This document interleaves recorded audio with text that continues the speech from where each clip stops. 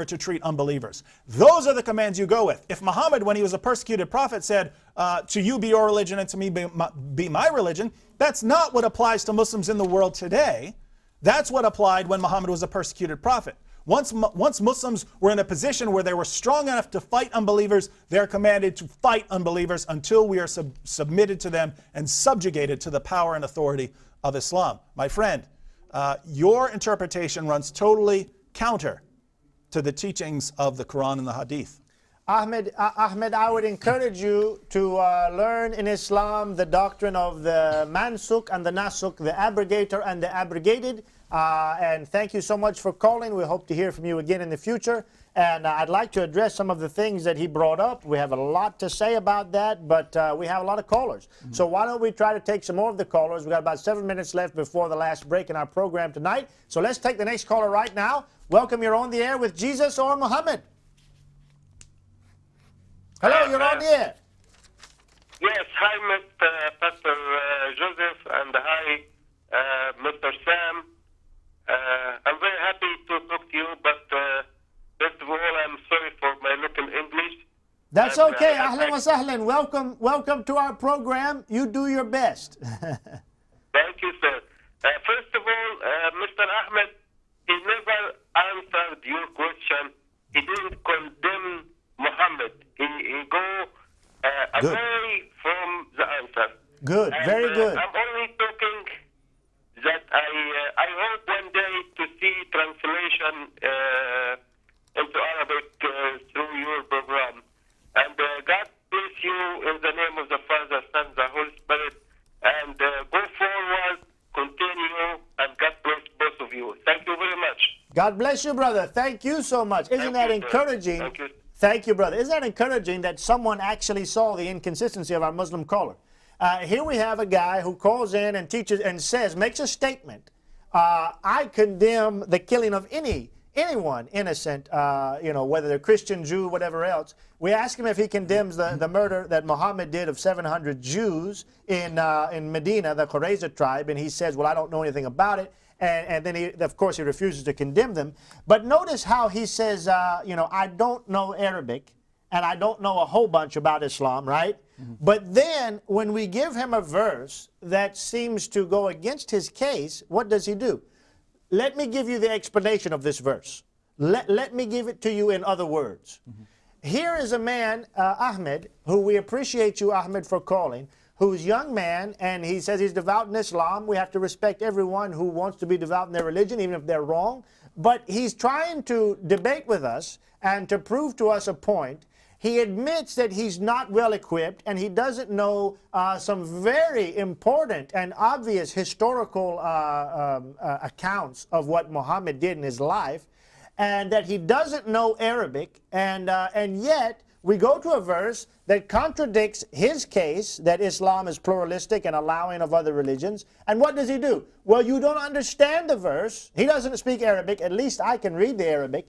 He doesn't speak it at all. You don't understand the verse. Let me explain it for you in other words. How does this make any sense whatsoever? But nevertheless, I respect Ahmed. I respect his attempt. I hope he'll go back and learn more, and that he'll return to us. And Ahmed, think on this. And Madawi too. Here's something. Christianity, Islam says the only way to go to heaven, and you check this out, Ahmed, you may not know this, but you go and check it out. The only way, Ahmed, that you can be absolutely certain, according to your Islamic teaching, that you will go to Jannah, to heaven, is if you die fighting jihad against the infidel. Now, that's the only way.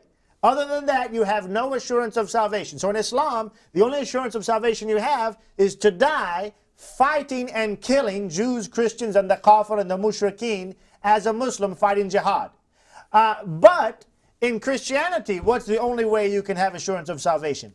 That Jesus Christ, God in the flesh, the Son of God, the great I am, He died on the cross for you, Ahmed. He shed His blood. He died so that you might have everlasting life if you'll just believe in Him and believe the truth and put away the blinders and really learn and read the Bible. Jesus dies so that Christians might have assurance of salvation if you believe upon Him. In Islam, you have to die and kill other people in the process to try to have assurance of salvation. Can anyone see the glaring difference here? Brother David, anything to say, or shall we go to the next call? Yes, I just want to just to clarify things a bit more. First of all, Ahmed, we're not condemning you because you don't know things as thoroughly as some others. You're 17 years old. We understand completely. When I was 17 years old, I knew practically nothing.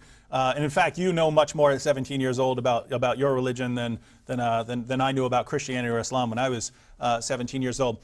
But the fact is, right now, we do know what we're talking about on Islam. And as I pointed out to you, if you take something like Surah 109 and you said, aha, here's what it says, and you really believe that this is Muhammad's final teaching, well, I would refer you to the tafsir of Ibn Abbas. Who's Ibn Abbas? He's one of Muhammad's companions. He's considered the founder of Quranic studies. So as far as really understanding the Quran and giving the tafsir, Ibn Abbas is the founder of this. So trust me, Ibn Abbas is much more of an authority than your Muslim friends or than your imam or anyone else. And what does he say about the verse you quoted, about Surah 109, verse 6? Here's what he says. Unto you, your religion of disbelief and ascribing partners to Allah, and unto me, my religion, Islam and faith in Allah. The verses of fighting then abrogated this, and the Prophet did fight them. The verses of fighting, Surah 9:5, Surah 9:29, verses like that, these verses abrogated or canceled this verse in Surah 109, and Muhammad then fought people. Fought people why? Because of their beliefs. Now think about this, because, my friend, you seem to understand that you shouldn't go fighting and killing people because of their beliefs. But Islam commands you to fight and kill people because of their beliefs. In order to do away with this problem, you quote a verse which, according to your greatest scholars and the founder of Quranic studies, was canceled and abrogated by verses that came later, which tell you to fight and kill unbelievers. My friend, I would invite you to read Surah 9:29. Notice every criterion it gives for fighting the unbelievers has to do with their beliefs and practices, not to do with them fighting. You said you condemn fighting against civilians. The Quran commands you to fight against civilians. What does it say? Fight those who do not believe. Not fight those who are making war against you. Not fighting enemy soldiers. Fight those who do not believe. I am a civilian. I'm not in the military. I do not believe in Islam. Read the rest of the verse. If you don't prohibit what has been prohibited by Allah and His Messenger. I don't prohibit what Muhammad has prohibited. And people who do not follow the religion of truth. I don't follow Islam. That's what it's commanding me to do. It's commanding me to follow Islam. I don't follow Islam. And it says, from the people of the book, until they pay the jizya with willing submission and feel themselves subdued. I'm not paying the jizya. And I do not feel myself subdued to Islam. According to that verse, you are commanded to fight me until I submit to you. And yet you said you condemn this. You said you condemn exactly what this verse is telling you to do. And how do you do this? On the basis of picking out some verse that you like better, which according to your greatest scholars doesn't even apply to you. It doesn't apply anymore. So my friend, please investigate this, because you have a decision to make. You can either say, well, the Quran commands me to fight the unbelievers, so I was wrong. I was wrong when I said it's wrong to fight against civilians. In other words, you can change your mind. Or you can say, well, I don't believe in fighting civilians, therefore I reject the Quran. But what you can't do is say, I believe in the Quran, which commands me to fight civilians, and I don't believe in fighting civilians. That's inconsistency. You've got a contradiction in your mind if you think like that. So please pick one. Pick one. Either follow the Quran and agree that you're supposed to fight unbelievers, or believe that it's wrong and immoral to fight unbelievers and reject the Quran. But my friend, you can't have both worlds.